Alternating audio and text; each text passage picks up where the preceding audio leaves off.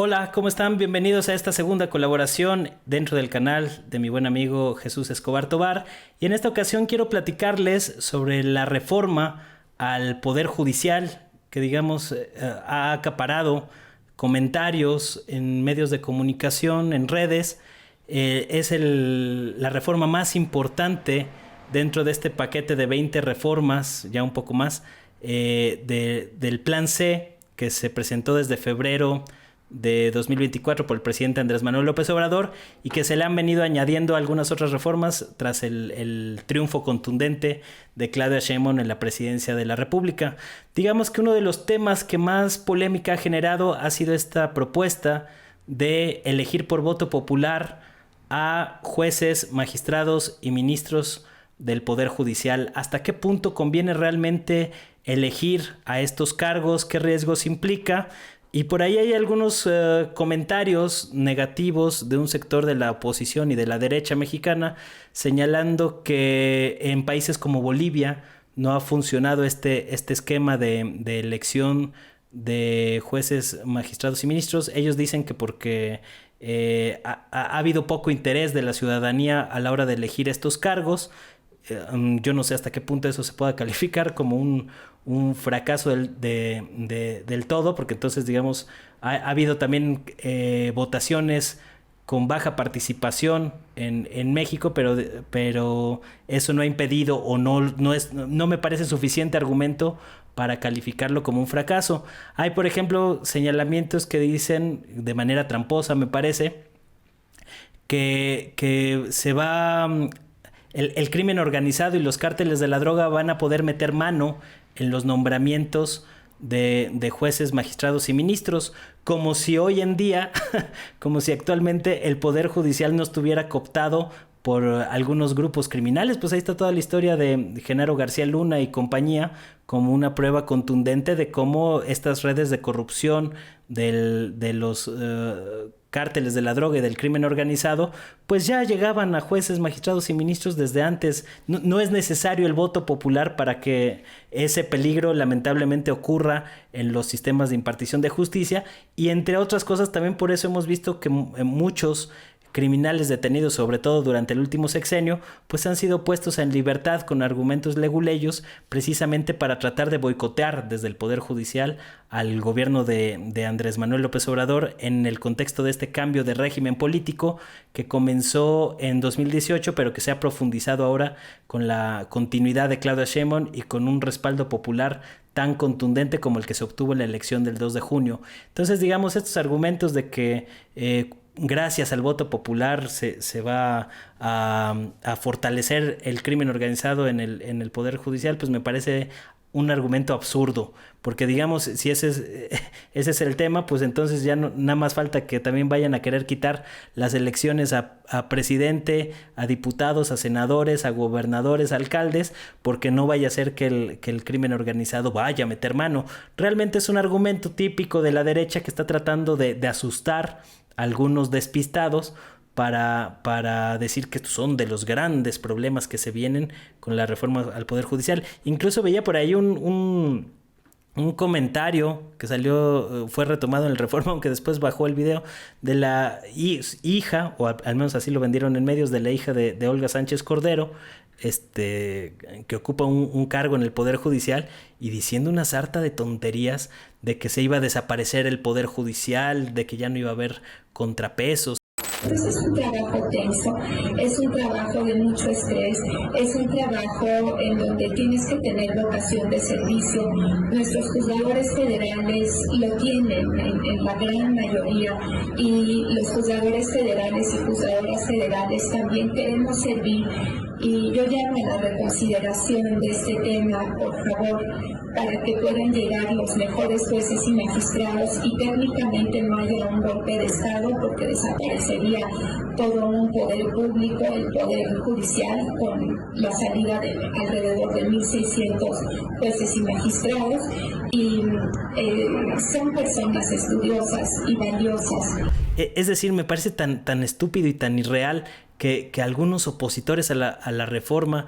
vendan la idea o quieran posicionar la idea de que ya no va a haber poder judicial, ya no va a haber jueces, ni magistrados, ni ministros que impartan justicia, cuando realmente el trasfondo de esta reforma pues es de alcance político. Otros han cuestionado qué tanto van a mejorar la impartición de justicia en México con esta reforma, y yo creo que no hay que perder de vista cuáles son los objetivos esenciales. Sí viene una parte de reformar y de rediseñar institucionalmente instituciones y entes que no están funcionando dentro del Poder Judicial, pero es eminentemente política esta reforma. Lo que busca es quitar a muchos de los cuadros neoliberales que fueron designados como jueces, magistrados y ministros en la época del PRI-PAN, del bipartidismo de derecha, del régimen neoliberal, que están ahí todavía enquistados en cargos importantes dentro del aparato judicial, y que a partir de estos jueces, que digamos le deben favores a algunos caciques del PRI y del PAN, como en su momento llegó incluso a reconocer Germán Martínez al hablar de la mafia de jueces, magistrados que servían a los intereses de Diego Fernández de Ceballos, por ejemplo, que movía su red de influencias para poner a ciertos perfiles que luego lo beneficiaban fallando a su favor en diversos litigios regularmente multimillonarios, ¿no? Este tipo de esquema o de puerta giratoria que ha ocurrido en el Poder Judicial en los últimos años es un lastre que se debe de quitar para tratar de que haya condiciones más equitativas, acordes a la correlación de fuerzas del actual régimen político. Es decir, un cambio gradual de estos perfiles o de estos cuadros tomaría muchos años, y eso implicaría pues retrasar muchas de las iniciativas por las que se ha manifestado masivamente el pueblo de México. Es decir, se convertiría en un lastre para llevar a cabo la voluntad popular, que es la base de la democracia. Entonces me parece que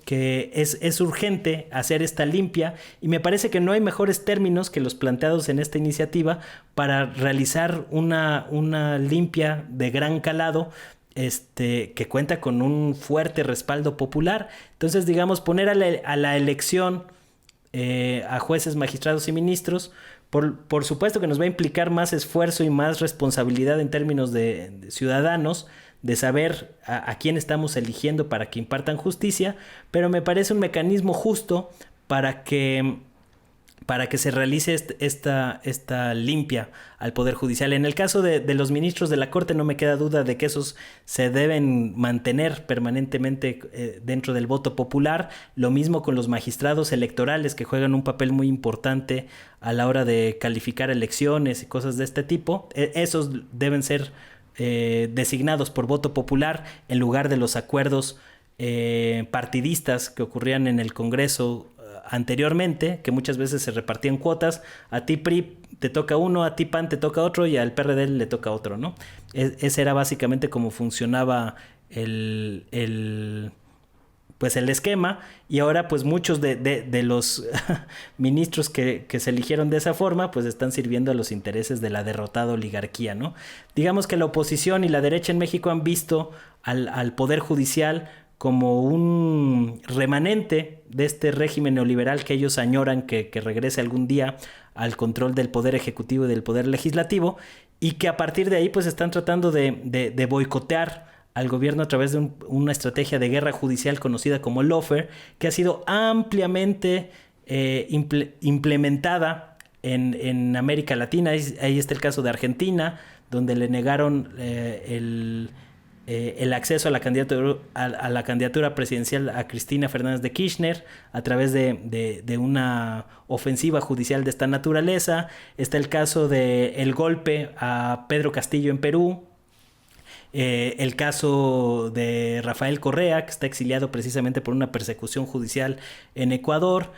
Digamos, ha sido ampliamente utilizada este golpismo a través de los aparatos judiciales para tratar de minar a los proyectos progresistas en América Latina. Y por supuesto el caso paradigmático es Brasil, un país donde un presidente fuerte como Lula da Silva salió de la presidencia con buenos resultados, con una popularidad mayor, incluso al 80%, entre los brasileños, deja a una sucesora capaz como Dilma Rousseff, y todo esto no fue suficiente para que se pudiera contener el golpe primero contra Dilma Rousseff a través de la vía judicial y de algunos sectores ahí enquistados en el Congreso, junto con una conspiración de jueces, entre ellos el juez Sergio Moro, que fue muy impulsado por los sectores afines a la agenda geopolítica de Estados Unidos,